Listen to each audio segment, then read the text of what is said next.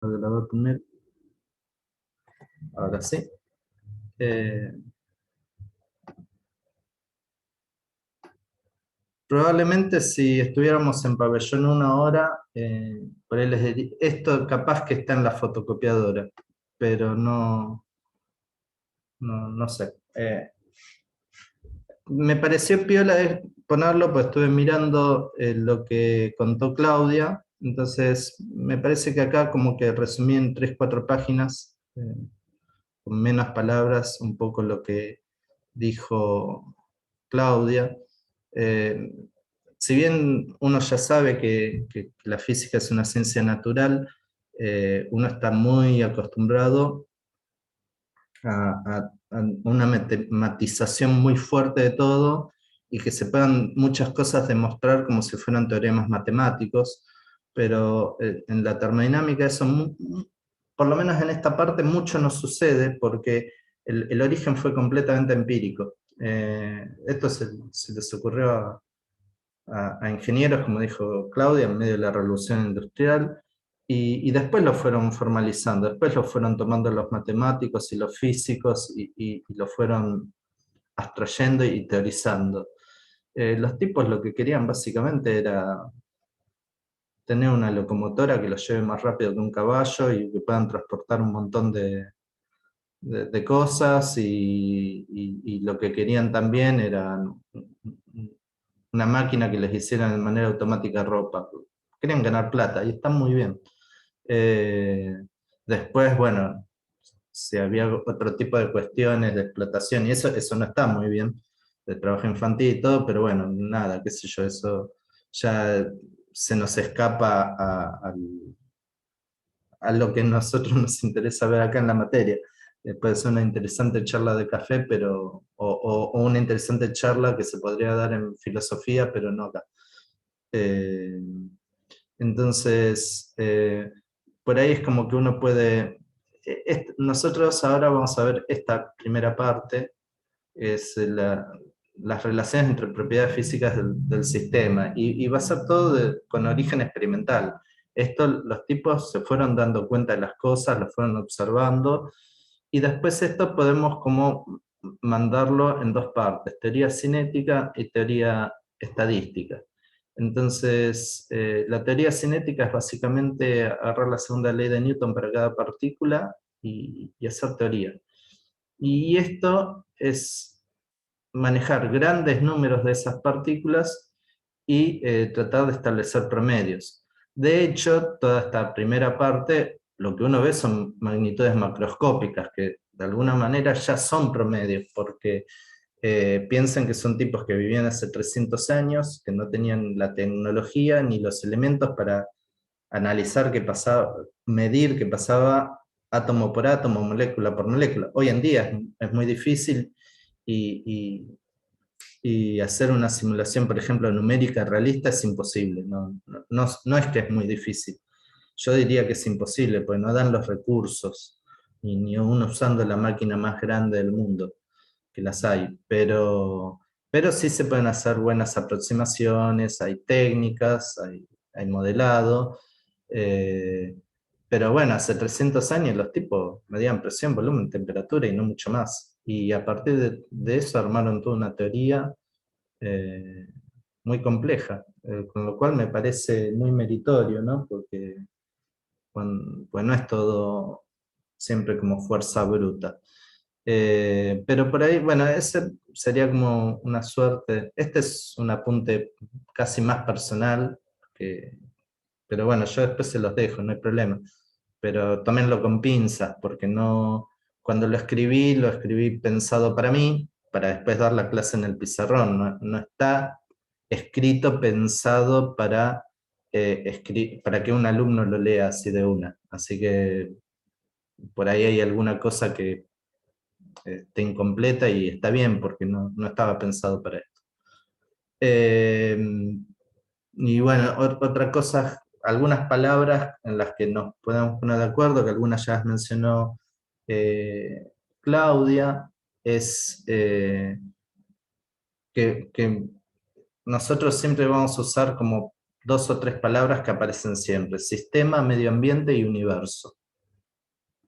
El sistema es el objeto de estudio que queremos hacer foco y estudiar en particular. El medio ambiente sería con lo que eventualmente puedes llegar a interactuar. Y cuando digo medio ambiente, es un sentido genérico de la palabra, ¿no? Uno dice medio ambiente y pues se imagina, no sé, un río, una montañita, No, bueno, el entorno del sistema que estoy estudiando. O sea, es... o sea, un sistema puede ser un cubito de hielo dentro de una heladerita. Entonces, el medio ambiente es el aire que rodea a la heladerita. Y el universo de estudio es todo lo que en principio pueda afectar al sistema y el medio ambiente, viéndolo como un conjunto, ¿no? Cuando muchas veces, una cosa así fácil de decir, el universo es el sistema bajo estudio más el medio ambiente. Y cuando digo universo, bueno, es un conjunto de estudio un poco más amplio, donde ese medio ambiente va a actuar directamente sobre el sistema. Pero cuando digo universo, no estoy pensando en la galaxia Andrómeda. La galaxia Andrómeda, si yo quiero estudiar qué le pasa a un cubito de hielo con agua caliente dentro de un termo, es irrelevante, no existe. Está fuera de mi universo observable. Mi universo observable va a ser la heladerita, el interior, eventualmente. Una cosa más amplia, si estoy dentro de una habitación, bueno, el universo será la habitación. Si la heladera de telgopor no es buena y tiene agujeros y no es adiabático. Esto lo digo, pues es súper básico, pero a veces pasa que, claro, cuando uno lo escucha por primera vez, por ahí hay una ambigüedad del lenguaje que uno piensa que, que uno se está refiriendo a algo que no es, ¿no? Esta palabra rimbombante universo, bueno, es el universo observable de lo que yo quiero estudiar, ¿no? Y de lo que puede influenciar a lo que yo quiero estudiar. Entonces, bueno, nada, entonces me armé como un conjunto que es el sistema, me armé un universo, qué sé yo, no sé, me pintó hacerlo tipo un triángulo, pero no es una notación. En el sistema va a estar la colección de elementos de los que quiero estudiar. Este límite puede ser real o puede ser imaginario, no importa. Y el medio ambiente puede haber intercambio o no. Puede haber intercambio ya sea de energía o de materia en concreto. Y los límites a veces son medios tenues, qué sé yo. O sea, hay muchos sistemas donde el- ese límite es medio difuso. Qué sé yo, se me ocurren 2 ejemplos. Uno es en el Sol, que uno a veces tiene bien las prominencias, son como tubos que salen como rulos. Esos se forman como tubos de materia que no intercambian eh, energía con el entorno, son por ahí más fríos, no intercambian calor, y uno mira el Sol y todo plasma, y ¿cómo que no intercambia nada? Bueno, pasa, no hay intercambio de temperatura en una cierta región, por influencia de un campo magnético, lo que sea, y límites es imaginario o real. Y yo a simple vista no lo distingo, en ese sentido es imaginario. Ahora, en términos físicos hay un límite concreto, no hay intercambio de calor. Otra cosa que yo puedo pensar es, no es perfecto, pero cuando uno va y cocina en un horno o en una parrilla, los que son buenos asadores seguramente saben que lo que conviene es, si quieren cocinar a fuego lento, poner como el carbón en los extremos, ¿no? de la parrilla bordeando, y en el medio que esté vacío. Y eso después se puede modelar como la ecuación del calor, pero básicamente el calor es como que se enfoca, por decirlo así, no lo tomen de manera rigurosa que estoy diciendo, pero como que se concentra en esa región, distribuyendo los carbones de esa manera, porque lo que importa son las condiciones del contorno y cómo difunden. Y está bien, hay calor hacia afuera. O sea, si yo me acerco a la parrilla me da calor, pero, pero hay un gradiente de temperatura suficientemente importante como para que el calor esté concentrado alrededor de la región interna donde yo puse mis carbones, ya sea en una parrilla con un chulengo que esté cerrado, ¿no? Esos tambores que es medio tipo hornito, o que yo ponga, no sé, en la tierra, ponga los carbones, va a pasar lo mismo. Ahí el límite es imaginario. Claramente el sistema ahí es abierto porque no lo aísla nada, pero ahí hay un límite imaginario, pero que está pasando cosas.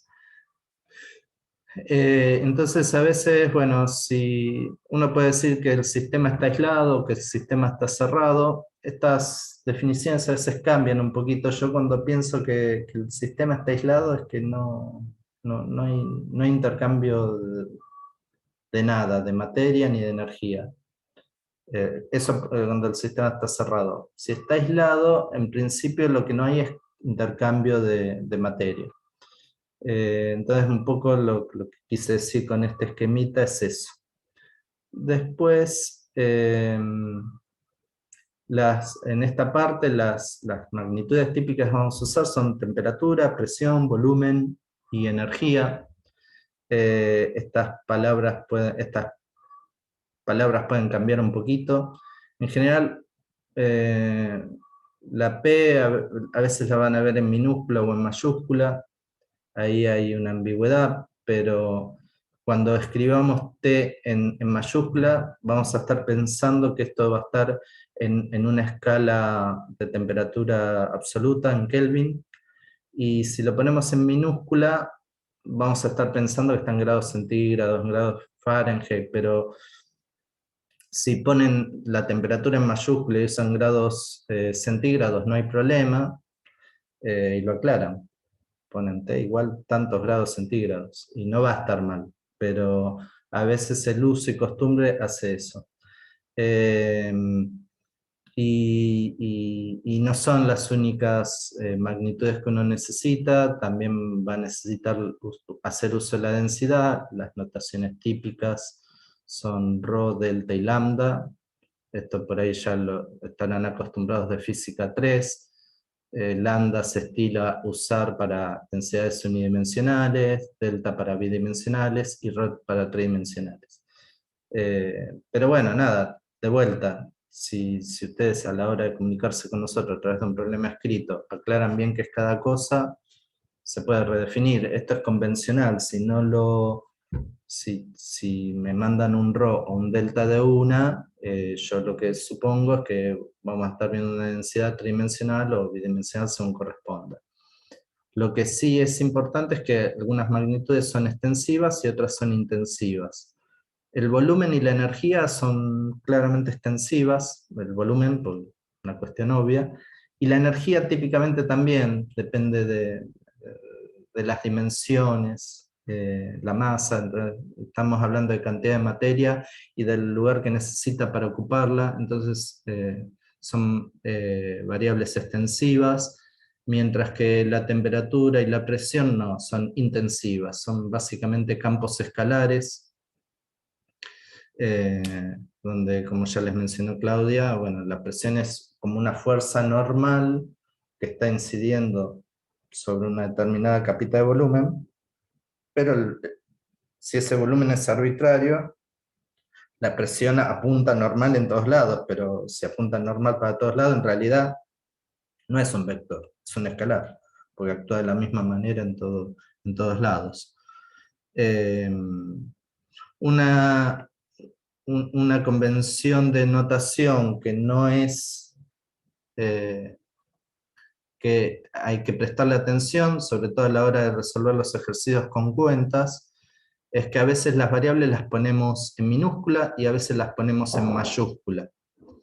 En general esto es más que nada para el volumen, para el número molar, para la energía.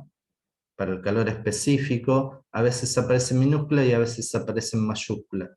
Cuando hablamos de eso es porque cuando está en minúscula es la magnitud mayúscula dividida por su unidad de masa. Entonces eso sí tengan cuidado, porque todos los ejercicios, por lo menos en esta parte, uno quiere tener un resultado numérico. O sea, no solo se conforma en muchos ejercicios con llegar a la expresión simbólica correcta, sino que uno también quiere, ahí bueno, cuántos moles, cuántos litros, Kelvin, grados centígrados, o sea, números concretos. ¿Por qué soy un poco molesto con eso? Porque en medio como que uno en esta etapa de la carrera empieza ya más a formalizar eh,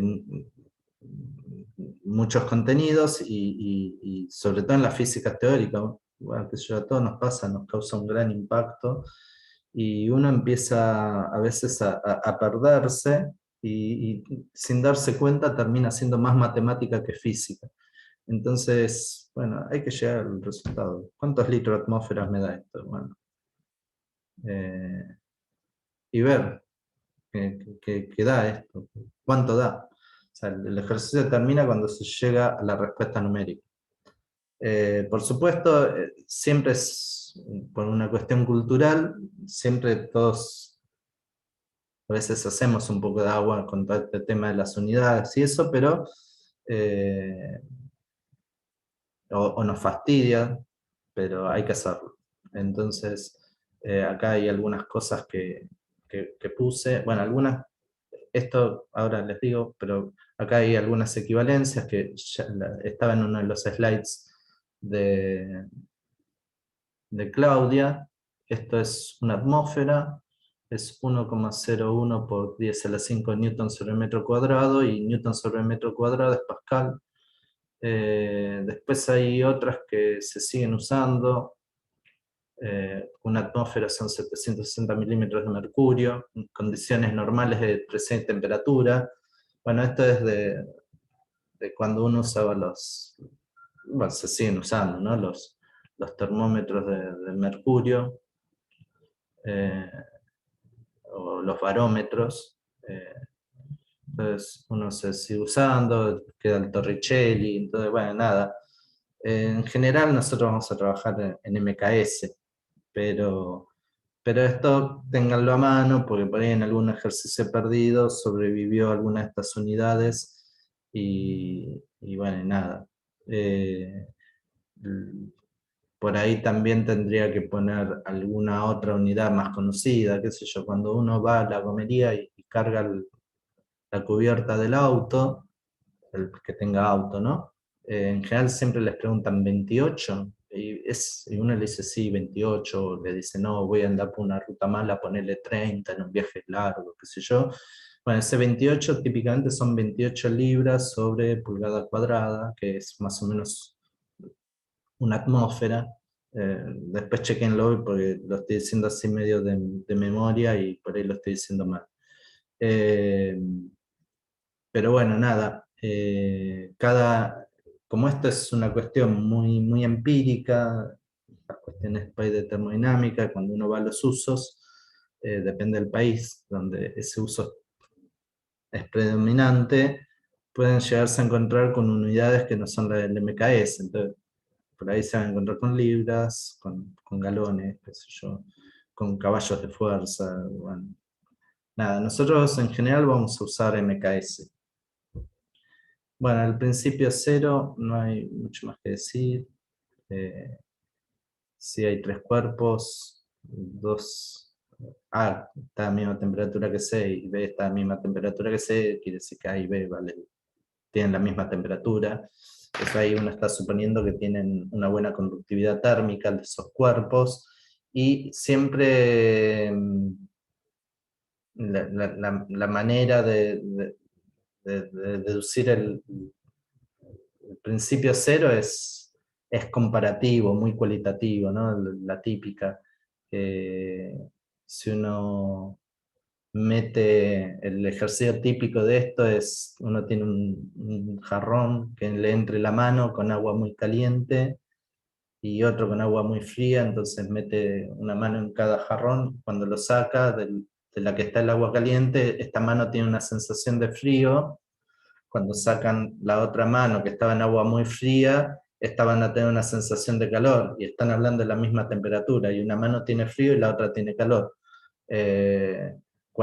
¿Cómo me doy cuenta que están a igual temperatura? Cuando saco las dos manos. Claro, acá es difícil porque estaba comparando con dos cosas que estaban a temperatura distinta. Ahora, cuando yo tengo las manos después de un rato y las dos manos se sienten igual, yo sé que cada mano está a la misma temperatura. Entonces, si ahora meto las manos después de un rato en cada jarrón, un jarrón se enfrió, otro jarrón se calentó, y si no tengo diferencias, ¿qué quiere decir? Que llevan al equilibrio térmico. Eh, Nada, es tan simple como eso. ¿Qué otras palabras van a sonar siempre? Es las superficies adiabáticas, las superficies diatérmicas, son medio como opuestas. Adiabático significa que no intercambia calor el sistema con el medio ambiente, y la diatérmica es todo lo contrario. Eh, Enseguida entra en equilibrio con el medio externo. El típico ejemplo de la superficie adiabática es un termo, ¿no? Ya sea para poner agua muy fría o agua caliente para el mate. ¿Por qué conserva la temperatura? Porque no puede intercambiar calor con el medio. Entonces pasa una hora y está a la misma temperatura que uno la puso cuando terminó de calentar la pava. Claro, por supuesto que los termos que uno usa no son adiabáticos. Si lo dejan 2 horas, probablemente ya no esté tan caliente el agua, y si lo dejan suficiente tiempo, van a entrar en equilibrio con el medio ambiente. Pero son palabras que vamos a usar. Después, toda esta parte, bueno, van a haber dibujitos de cosas que deben existir, pero ya en los laboratorios. Pues, ¿no? Si uno quiere medir una temperatura, viene con un aparatito electrónico, lo pone así, aprieta un botón y sale la temperatura. Esas cosas en general, que son como un lápiz, como los termómetros para la fiebre, lo que hacen es, tienen por ahí un termistor, una resistencia variable con la temperatura. Uno le tira una corriente y eso establece una diferencia de potencial, y como está calibrado yo sé qué temperatura tiene y lo leo. Y algunos ni siquiera eso, ¿no? Ya por conducción de calor, por radiación de calor, ¿no? Ahora cuando uno va y le miden ahí, es una cosa que lo que va midiendo es el calor ambiente, pero básicamente ahí hay un termistor o una termocupla metida. Los más antiguos, las termocuplas son como dos alambres que reaccionan distinto a la temperatura y que están juntos por una soldadura de lo que sea, y eso, si uno le hace pasar una corriente, según la temperatura, establece una diferencia de potencial y le va a indicar si está más caliente o más frío. Entonces uno va, y lo mismo, bueno, acá hay dos diseños. Esto, hasta hace poco, estos dos, no sé si se siguen haciendo en Labo 4, pues hace mucho que no ando por esa materia, pero uno podía armarse termocuplas. La termocupla más popular es la del termotanque que tengan en sus casas o en las estufas, ¿no? Eh, Ahí lo que hay es como una corriente de corte, que cuando llega a una determinada temperatura se equiparan los potenciales de tensión, o al revés, entonces le indican que tienen que cortar el paso de gas o de electricidad. Y cuando se empieza a enfriar, eh, arranca. Entonces uno ahí lo que tiene es como un selector que va moviendo una resistencia básicamente en los termotanques, y entonces cuando llega al valor deseado se establece el corte o el paso de gas o de electricidad. Eh, Entonces los hay de distintos diseños, pero siempre, bueno, hay algunas cosas que uno las puede calibrar a gusto, pero uno necesita tener un marco, una suerte de sistema de referencia. Entonces, lo que uno necesita saber es tener una escala de temperaturas. Eh, y no da lo mismo si yo pongo una escala de temperatura con agua y hielo, que si la pongo con cobre y níquel o con lo que fuere. O sea, ahí hay una ambigüedad. Entonces, lo que uno tiene que tratar es de ver si se puede encontrar una escala absoluta de temperaturas. Eso ya lo hizo Kelvin hace 200 años. Entonces, lo que hizo el tipo, un sistema muy ingenioso, agarró distintos gases, eh, y agarraba puntos característicos, por ejemplo, de congelamiento del agua, o sea, definido cuando hay agua y hielo juntos es 0 grados, cuando el agua empieza a hervir es 100. Tomó las diferencias de altura, así tipo puede irse dando cuenta para distintos gases cómo cambia esta altura. Para todos los gases no se comportan igual. Entonces el tipo seguía con problemas porque decía, bueno, yo, está bien, puedo hacerme un gráfico de presión versus temperatura, pero resulta que para cada gas me da algo distinto. Entonces lo que fueron a hacer es, ¿qué pasaría si yo le empiezo a bajar la presión a este sistema? Y no sé si fue contemporáneo, ya lo sé o no, pero para una presión muy baja, lo que uno tiene es el punto triple, que es el punto donde conviven agua líquida, sólida y gaseosa. Entonces, no es para todos igual, pero es más o menos la misma. Entonces, trataban de ir generando vacío y sacar curvas. Entonces, a medida que iban bajando, acá era PV es la presión de vaporización y P3 es el punto triple, y lo hicieron para distintos gases, oxígeno, aire, nitrógeno, hidrógeno. Y bueno, a medida que lo vi bajando, iban convergiendo como un número mágico. Yo ahora después les paso un par de links donde está más bonito y con ejemplos esto, pero bueno, entonces la escala termométrica o la propiedad termométrica, digo, bueno, va a ser una X, que va a ser una cierta temperatura, y tita va a ser otra escala termométrica. Esto es el valor de la propiedad termométrica, es cuando tengo agua líquida, sólida, qué sé yo, y esta es la temperatura que yo establezco. Y es un cociente, que es medio arbitrario. Entonces, bueno, este dato es concreto. O sea, cuando yo me voy acercando al punto triple, que es un punto que tengo acá de presión muy baja, entonces me va a dar siempre el mismo número. Perfecto, eso es una cosa que yo tengo. O sea que yo podría decir que la propiedad X y X3 es presión de vaporización en punto triple, ¿no? Pues yo había dicho acá, perdón, que voy y vuelvo, que X y X3 era la propiedad que yo quería medir. Y tita es la escala de temperaturas que quiero inventar. Entonces acá el X y X3, bueno, en el límite tendiendo a cero.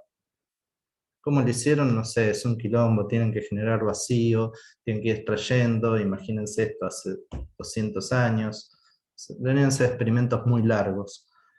Y yo ahí me armo una temperatura empírica, y bueno, yo lo quiero leer fácil. O sea, yo soy un ingeniero, quiero tener un relojito y saber si la caldera me va a explotar o no. O sea, esto no surgió de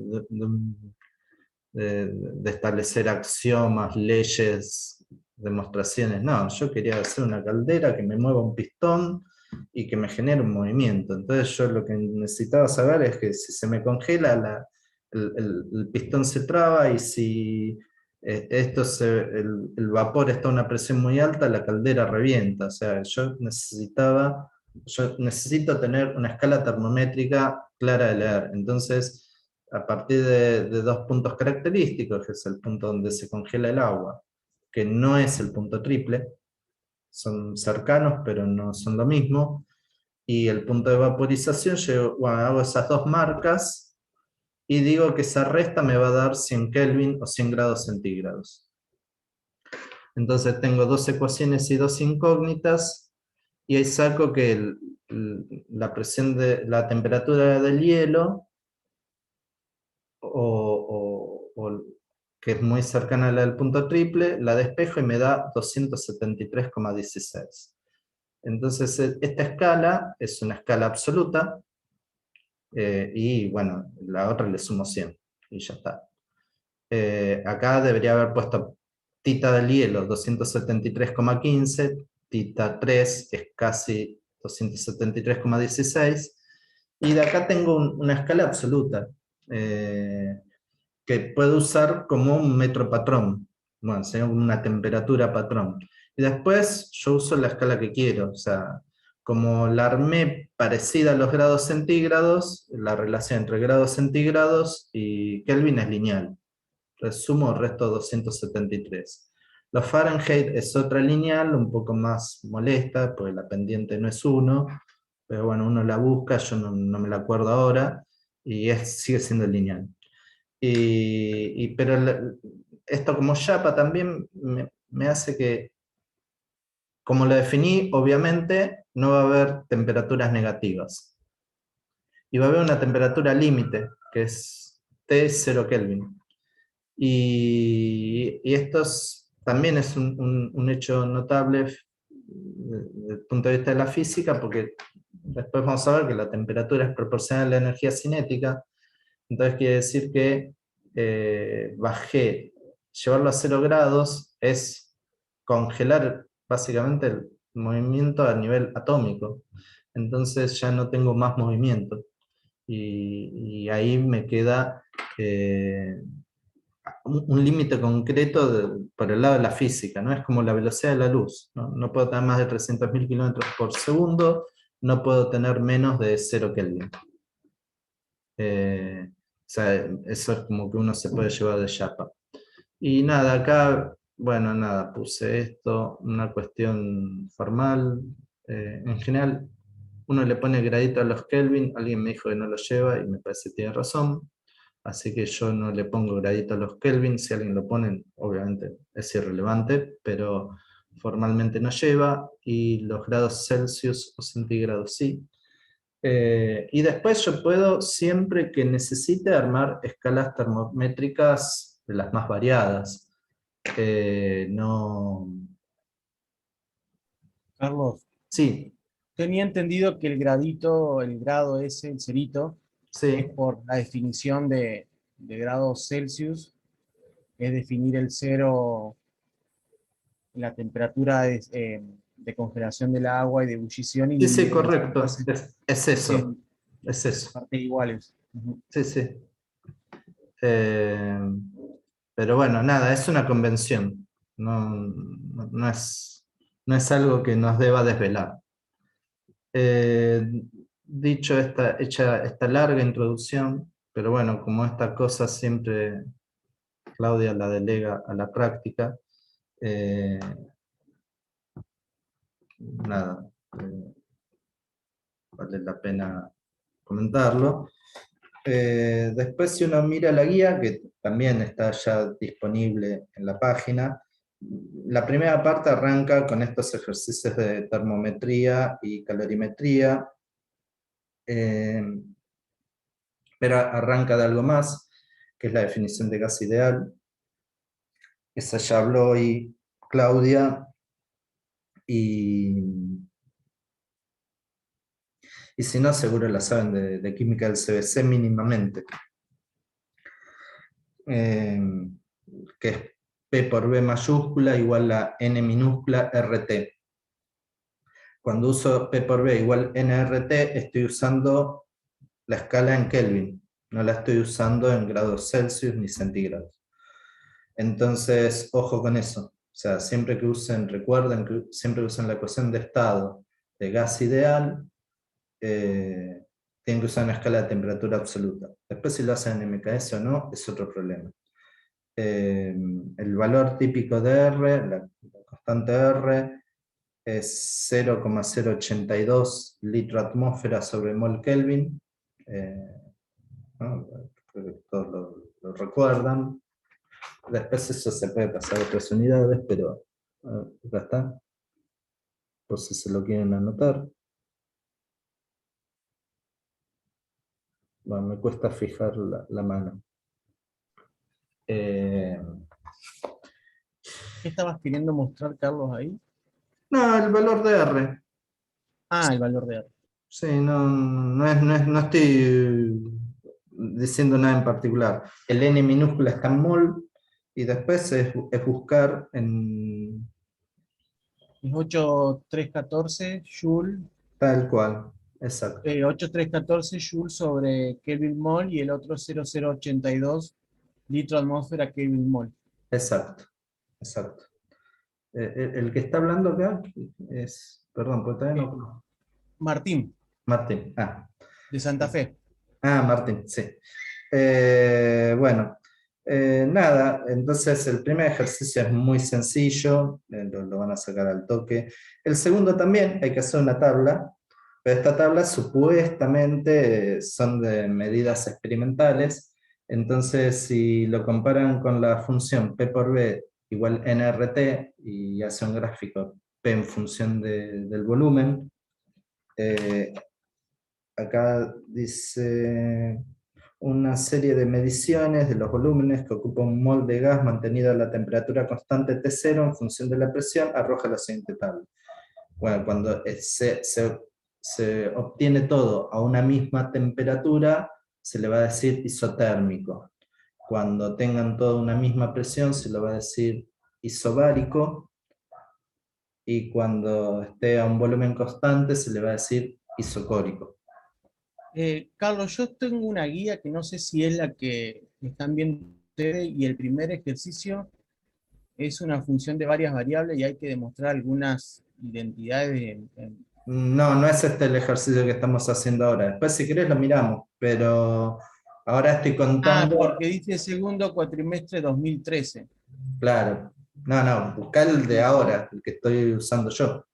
Segundo cuatrimestre de 2021. Recién acabo de mostrar una generalidad del ejercicio 1 y ahora estoy contando el ejercicio 2. Entonces Ah, dicen, ahí lo encontré, ahí lo encontré. tengo una tabla de presiones y de volúmenes. Y eso lo hice todo a una misma temperatura. Como lo hice todo a una misma temperatura, se lo llama isotérmico. Si fuera igual presión isobárico, igual volumen isocórico. Esto les voy introduciendo las palabritas que uno usa mucho en esta parte de la materia. Como van a aparecer muy seguido, vayan recordándolas. O sea, si alguno necesita que haga un apunte un poco más prolijo, lo hago, pero me parece que no hace falta. Entonces les decía, en el ejercicio 2 les tiran una tabla y hay que dibujarla, es tan pavo como eso. Y después piden que compararlo con la ecuación de estado de un gas ideal. Y claro, no dan iguales, porque una es supuestamente medida y la otra es la que da la fórmula. Y si hacen el dibujito, van a encontrar algo por el estilo, van a encontrar que yo puse en puntos lo que, ¿cómo es? En puntos lo que daba el problema y en crucecitas lo que da la ecuación de estado de gas ideal. Y claro, cuando el gas está muy diluido da perfecto, pero cuando empiezo a comprimir el gas, esto es volumen, perdón, esto es volumen, cuando empiezo a comprimir el gas, y claro, empieza a haber diferencias. ¿Por qué? Porque la ecuación de estado de un gas ideal tiene metida hipótesis. Tiene metido como hipótesis que el gas está lo suficientemente diluido como para que las moléculas, las partículas no interactúen entre sí.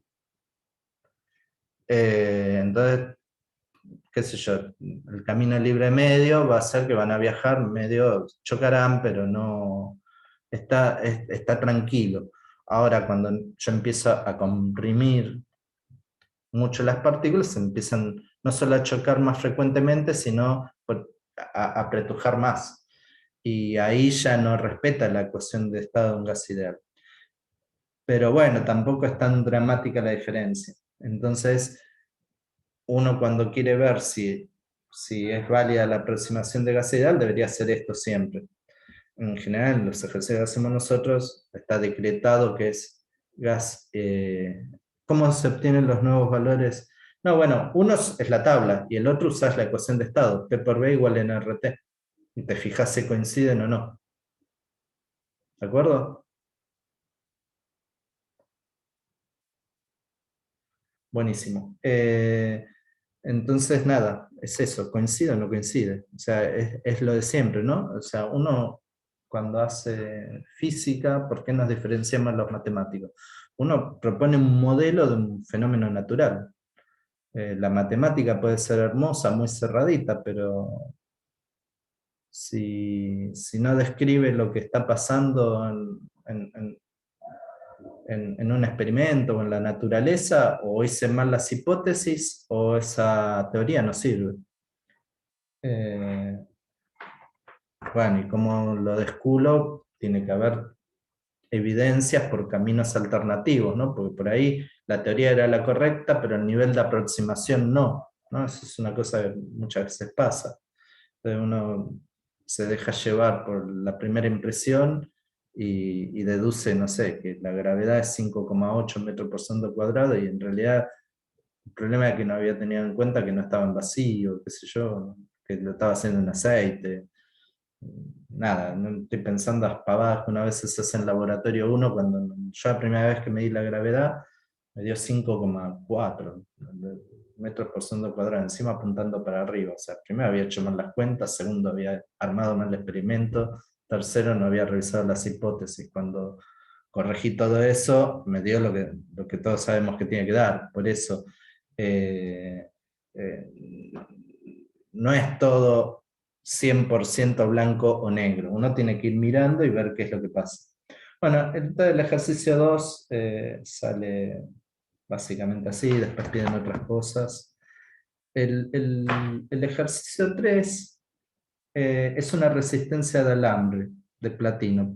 Para mí podría ser platino o cualquier otra cosa, pero bueno, acá platino para que uno después pueda ir a un handbook si quiere y comprobar que estos son los valores correctos. Yo los supuse correctos, la verdad nunca fui a hacer ese trabajo, pero eh, acá me dan una resistencia variable, en el problema 3, si ustedes la leen, es una función cuadrática en la temperatura. Fíjense que la temperatura está en minúscula.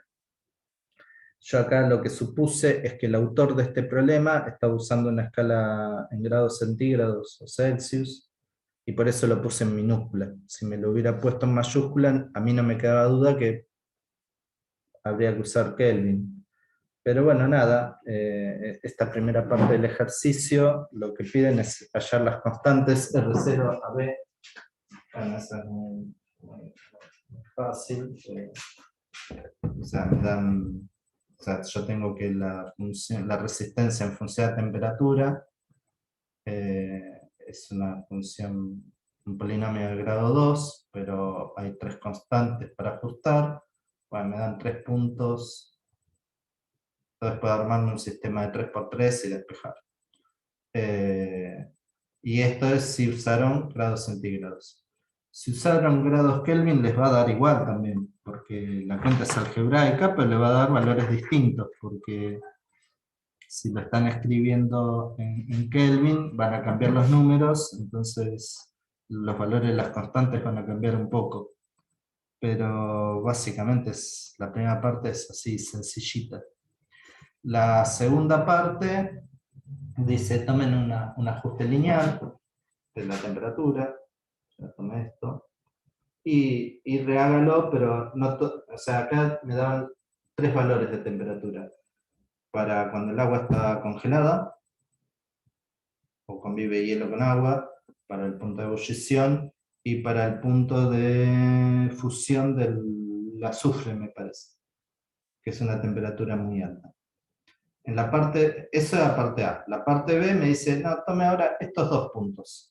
Y en vez de tomar un polinomio cuadrático, tomé uno lineal. Bueno, entonces yo voy y hago la cuenta. Y me va a dar otros valores de A y otro valor de R0. Y entonces después me dice, bueno, dígame cuán buena es el ajuste este. Entonces, ¿qué es lo que tengo que hacer? Por ejemplo, para una determinada temperatura, evaluar la función que obtuve primero, que la llamé R1, con la que obtuve después, que la llamé R2. Obviamente en 0 y 100 me tienen que dar lo mismo, o sea que ahí no son puntos que valga la pena. O sea, me tiene que dar lo mismo por construcción. Entonces, evaluémoslo en otro punto que no conozcamos. ¿Cuánto da esta? Y el punto es obvio que es el de fusión del azufre. Entonces, evalúo esta función en 446 grados centígrados, me va a dar un número. Entonces hago la resta, el valor absoluto, el error absoluto, y me da que es un número chiquito. Entonces, ¿qué quiere decir cuando pasa esto? Que si el valor, el error que cometo entre una escala termométrica y la otra es muy chiquito, ¿para qué voy a insumir el costo numérico de usar una cuadrática en lugar de una lineal? Entonces, en el rango entre 0 y 500, si siempre me da muy chiquitito, la primera vez la tengo que ver punto por punto, obviamente. Si después me da siempre chiquito, uso la lineal. ¿Para qué me voy a complicar? ¿Estamos claros hasta acá? No sé si estoy hablando demasiado rápido o está haciendo esto demasiado aburrido.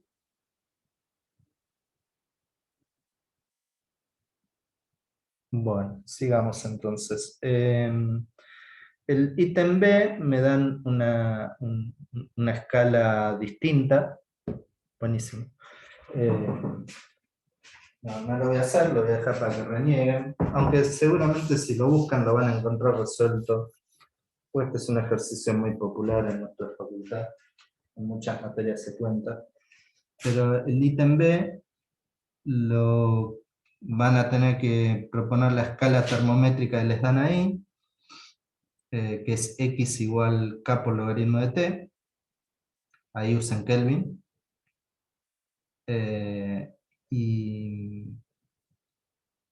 Y después les dan que el diferencial t es igual a por dx. Bueno, el diferencial t, si lo integran, les va a dar inmediato una lineal. O sea, les va a quedar algo así. T' igual a por x más c. Una vez que obtuvieron esta expresión, donde dice x, reemplazan el k por el logaritmo de t. Y después tienen que despejar cuánto vale k y cuánto vale a. Y eso les va a dar algo así. 320,4 Kelvin por logaritmo de t menos 1524,3 Kelvin. Y lo último que les falta para resolver ese ítem es que les van a pedir que despejen t. Bueno, entonces pasan sumando, dividiendo y elevan toda la e y ya está. Después se traban con las cuentas preguntas, pero no tiene mayores misterios. Por ahí lo saqué demasiado rápido y no les di tiempo para hacer captura de pantalla. Cualquier cosa me avisa. Y si no, después cuando esté la grabación lo miran en detalle. El otro ejercicio, ese sí lo tengo en PDF, que es el que está en la página.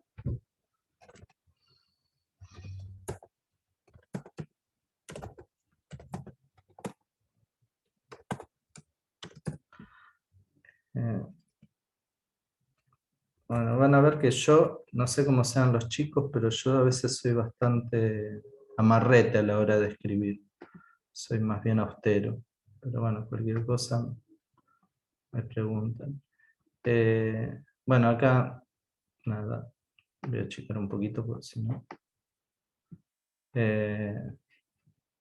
El problema es básicamente calcular la cantidad de calor que se debe entregar a 20 gramos de hielo a 200 Kelvin para convertirlo en vapor de agua a 150 grados centígrados. Y esto dice, muéstrelo en un gráfico de temperatura versus calor. Calor usamos la letra Q, ¿por qué? No sé, pero no importa, es lo que se usa, y acá están algunos datos que vamos a necesitar para nuestros problemas. Es un problema típico de calorimetría, que tal vez ya vieron en el CBC, o sea que si no prendieron fuego y no perdieron las carpetas del CBC, esta parte les puede venir bien, si lo tienen prolijito. Entonces, acá digo, bueno, lo que uno toma básicamente es esta ecuación. Voy a hacer un comentario al respecto. No sé si se llega a ver bien, pero fíjense acá que puse dos diferenciales, ¿no? O sea, el diferencial Q es igual a M por el calor específico a presión constante, diferencial T. Bueno, acá el C, si pongo una P, es calor específico a presión constante. O sea, esta magnitud se construyó haciendo un experimento donde la presión no variaba. Si yo pongo acá una B corta, ya está diciendo que el calor específico se obtuvo a volumen constante. Y es calor específico porque es por unidad de masa, porque lo puse en minúscula. ¿Tá? Fíjense, por ejemplo, acá, esto dice calor de vaporización, cuando el agua se evapora, son 540 calorías por grado. Fíjense que está la masa dividiendo. Bueno, les dije que iba a usar MKS, les estoy mintiendo un poco, pero bueno. Depende del problema. Y acá, pero a lo que yo iba es esto. Fíjense que acá puse diferencial Q, acá puse diferencial T, pero no usé la misma letra. Acá usé una D de imprenta y acá usé una delta griega, que tampoco es la D cursiva que usamos de derivada parcial. Y si esta diferencia está, es porque estamos queriendo decir algo. Cuando pongo el diferencial exacto, uso una D de imprenta. Y este, por decirlo así, es una variación o un diferencial físico. ¿Qué diferencia hay entre ellos dos? El diferencial T, al ser un diferencial exacto, es tan chico como yo quiera. Disculpen, esto, bueno, ya saben qué pasa, ¿no? Es mi perra que está dialogando con todos los perros de la cuadra. Esto es tan chico como yo quiera. Estrictamente, esto tiende a cero. Ahora, este de acá es tan chico como me permite el experimento. Pueden llegar a ser muy chicos y en un gran rango de valores el igual es estricto. Pero llega un momento que esta igualdad deja de valer. Para los efectos, para lo que estamos haciendo nosotros ahora acá, son sinónimos. Pero porque estamos trabajando en estos rangos de temperaturas en los que no pasa nada raro. Pero esto siempre lo van a ver. Y además, esto no es solamente lo que me marca un límite dado por el sistema físico, sino también que es dependiente del experimento. O mejor dicho, es dependiente del proceso en el que yo esté trabajando. Acá esto no importa cómo baja la temperatura, va a ser un diferencial exacto. O sea, cuando lo integre va a ser temperatura final menos temperatura inicial, si hago barro. Pero este va a depender de cómo fue el proceso.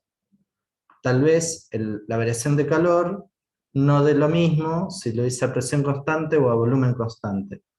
Lo bueno de esto es que como está igualado a esta parte, me termina quedando independiente del proceso.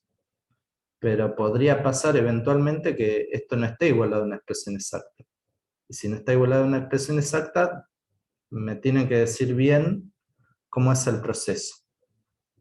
¿Estamos claros? Este punto siempre es sutil, uno lo pasa de largo, pero hay que tenerlo en cuenta. Y bueno, nada, una vez que uno tiene en claro eso, bueno, Después uno viene a lo físico y dice, bueno, son iguales, listo, integro, la integral de dq es q, la integral de mcp de t es cp delta t, por supuesto estamos suponiendo que en este rango de temperaturas, masa y calor específico no dependen de la temperatura. Entonces, bueno, donde no haya cambio de fase, esto lo puedo hacer tranquilo. Entonces, Una consulta, sí, Carlos. dale. Esa notación que acabas de mencionar, yo la he visto. O sea, esa notación, esa delta minúscula, es en caso de que esa Q, digamos, el resultado, dependa del proceso, como vos decís, dependa de Ajá. la trayectoria, de por dónde vaya. La vi también en el símbolo acompañando al trabajo mecánico. Sí, porque el trabajo mecánico depende del proceso. Claro, y si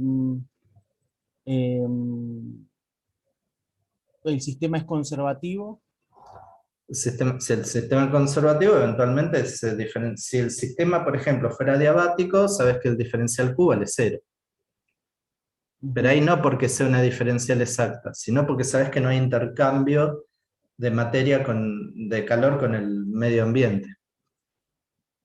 Claro, lo asociaba como que cuando yo integraba no puedo escribir esa cantidad como un delta, pero no sabía que dependía de la trayectoria. Claro, bueno, sí, lo podés usar indiscriminadamente. Bueno, los matemáticos siempre después nos aseguran que bajo ciertas condiciones estas cosas son iguales. ¿Cuáles son esas condiciones? Que sean diferenciable y continua y cosas por el estilo. Entonces hay que ser cuidadoso en los rangos donde esto vale. Esta ecuación vale siempre y cuando no haya un cambio de fase. Esta ecuación vale mientras el hielo esté congelado. Esta ecuación vale mientras el agua sea líquida. Esta ecuación vale mientras el vapor sea gaseoso, el vapor de agua. Ahora, cuando cambia de estado, ahí, ahí esta expresión cambia. Bueno, entonces acá empiezo a hacer los distintos tramitos. De 200 Kelvin a 273,15 está todo congelado, entonces vale esta ecuación, integro, directamente uso esto, ¿no? Ya sé cuánto me da. Reemplazo los valores y me da eso. Ahora, en el cambio de fase en general sucede que la temperatura se mantiene constante. Habitualmente la presión se mantiene constante, pero el volumen cambia. Y también cambian las propiedades de la materia, no es lo mismo claramente que sea sólido a que sea líquido. Entonces, ahí hay un proceso que uno no tiene en claro cómo sucede. Entonces, ese desconocimiento lo enmascara diciendo, bueno, yo sé cuánto calor me entrega por gramo durante ese cambio de fase. Entonces lo multiplico por la cantidad total de gramos que tengo y todo el cambio de fase completo me va a insumir 1600 calorías. Y bueno, y nada, ya está. Una vez que eso lo acepté, puedo seguir con el problema. Después mientras es líquido, de vuelta a usar la expresión de arriba. Y en el cambio de fase, aunque acá puse ml como si fueran iguales, está mal. Este es calor de fusión y este L es calor de vaporización. Entonces fíjense que son números distintos. Acá, perdón, después si me acuerdo pongo el subíndice, si no pónganlo ustedes, pues si después no van a entender nada. Es como Carlos dice ml, acá dice 80, acá dice 540. Bueno, no, son L's diferentes, ¿no? Uno es el L de hielo a líquido y el otro es el L de líquido a vapor. L acá se llama calor latente de fusión. Creo que por eso, por esa latencia es que usan la letra L. Y después, bueno, mientras es vapor, de vuelta. Y si quiero saber cuánto fue todo el calor entregado a lo largo del proceso, sumo las 5, es aditivo, sumo los 5 Qs y se acabó. No tiene más misterio que eso. Un detallecito siempre que un compañero del CDC siempre charlábamos es que es notable, porque uno a veces no entiende bien qué es por el calor latente de fusión o de vaporización. Eh, y el ejemplo típico, bueno, sí, uno ve que cuando el hielo se descongela, libera calor, en realidad baja la temperatura de todo, ¿no? Perdón, absorbe calor, ¿no? ¿Cómo es que lo absorbe? Y estaba el agua calentita, tirás el cubito de hielo y el cubito se empieza a calentar, entonces empieza a absorber calor y el agua se enfría a su alrededor. ¿Hasta cuándo? Hasta que me quedo sin hielo. Y después entrará en equilibrio o no con el medio ambiente si no me tomo el vaso de agua antes. Pero es como que por ahí uno necesita tener algo más. Y el ejemplo muy piola es el siguiente.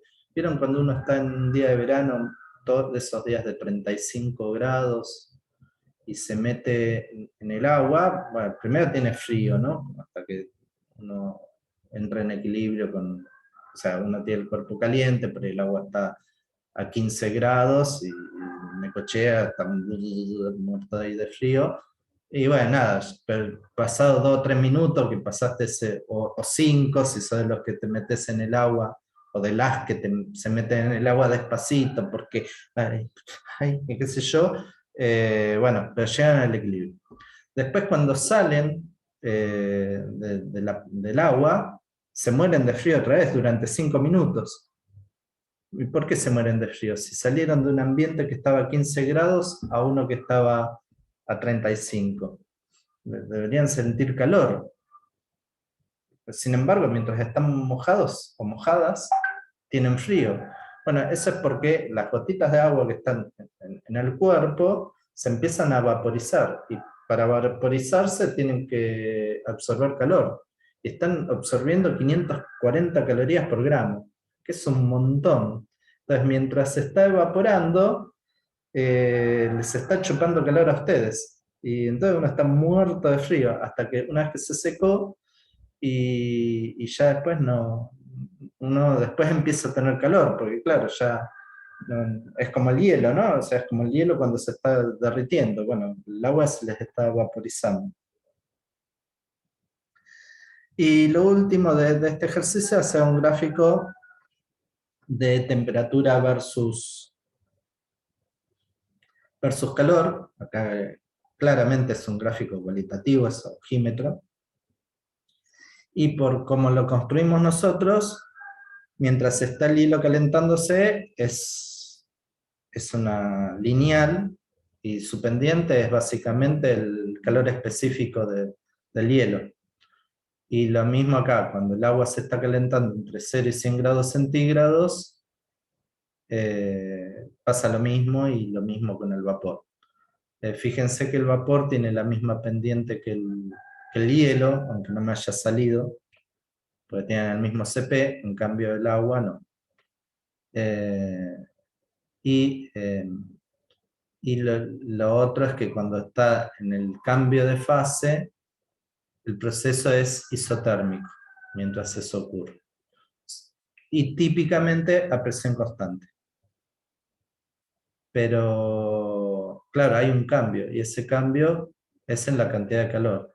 Y acá por ahí se ejemplifica un poco más, ¿no? Lo que les dije, ¿no? O sea, para un mismo recipiente, todo este es el calor que se absorbe para descongelarse el cubito, y este es todo el calor que se absorbe para evaporarse la gotita de agua. Esto explica por qué en la playa estamos un ratito largo hasta que nos terminamos de secar, si es que no usamos toalla, por supuesto. ¿Y qué más? Siempre en esta parte sean cuidadosos, fíjense en qué están las unidades. El CP típicamente va a decir 0,5 calorías por grado centígrado. Yo en este ejercicio me tomé el trabajo de reemplazarlo por Kelvin. Cuando el resultado me termina dando una resta en valores razonables de temperatura, poner Kelvin o grados centígrados tanto da, es lo mismo. Pero hay otros ejercicios donde por ahí la dependencia es más complicada, por ahí acá aparece un segundo término con T al cuadrado. Entonces no da lo mismo poner 100 grados centígrados que poner 373 Kelvin. Entonces ahí hay que respetar la unidad que tenga la constante que esté escrita acá, porque esas constantes se calcularon calibradas con la escala termométrica que indiquen. O sea, si yo tengo una variación que es cuadrática en la temperatura, si las constantes están en grados centígrados, puedo reemplazar grados centígrados. Si las constantes están calibradas en grado Kelvin, pongan grado Kelvin. Y esas son las cosas que tienen los ejercicios. Después, Juan me dice, che, Carlos, mira, acá hay poquitos ejercicios. Y si bien la idea no es hacer entregas,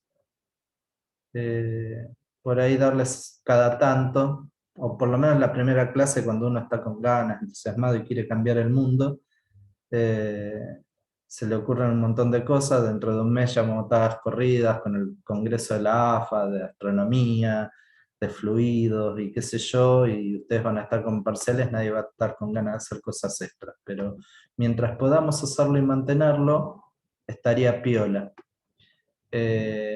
No sé si se está viendo bien o si necesito ampliarlo un poquito.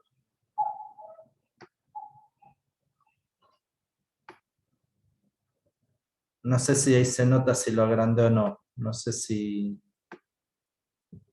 se ve bien.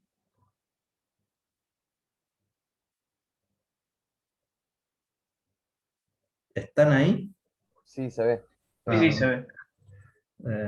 Bueno, ya saben, ¿no? Que cada tanto uno se vuelve medio como un medium. O sea, si no tengo respuesta, voy a preguntar, ¿están ahí? ¿Están ahí? Hasta que alguien responde. Bueno, acá Juan me propuso algunos ejercicios extra. Ahí creo que se ven bien. ¿Esto más reducido puede estar? ¿Más Ah, reducido? ya. No, creo que ahí está bien, perdón. Ya está, gracias. ¿Ahí se ve bien? Bueno. Sí. Háganle la captura de pantalla y si no después lo adosamos. O sea, primero hagan los ejercicios de la guía, que más o menos hasta el 6 o el 5 pueden hacer sin problemas. Hasta el 6 pueden hacer sin... En realidad pueden hacer todos si saben primer principio, pero eso lo vamos a contar la vez que viene. Igual yo el 7 lo dejo resuelto, está ahí, así que lo pueden mirar y cualquier cosa, si vos, Juan, si querés lo contás, y si no, preguntan y vos contás otra cosa, me da igual. Hasta el ejercicio 6 pueden hacer sin problemas. Si creen que están con ganas de hacer más, hagan estos. Corregime, Juan, si no estoy desvirtuando tu idea, pero la idea es que el que quiera hacer estos y quieran entregárnoslo, lo hagan, y nosotros se los miramos, los corregimos, y como para darle un poquito de incentivo, ¿no? Porque no es lo mismo jugar a la escoba del 15 por placer que por plata. Los que hagan estos ejercicios y otros ejercicios extras que vamos a ir poniendo, a la hora del parcial, por ahí después, si hay alguien que le falte 5 para el pucho y tener el aprobado, todas estas cosas previas, si están bien hechas, si son sistemáticos, bueno, sea menos, se puede transformar en una A, y eso sería como el reconocimiento a ese esfuerzo extra. Y el que no lo quiere hacer, no lo hace, no pasa nada, no es que van a tener menos puntos. O sea, no es que si alguien se saca una menos, pero no hizo los ejercicios extra, le vamos a bajar la nota. No. Van a tener la nota que tengan. El changüí ese es para el que tenga ganas y tiempo, pero el changüí siempre es para sumar, nunca para restar.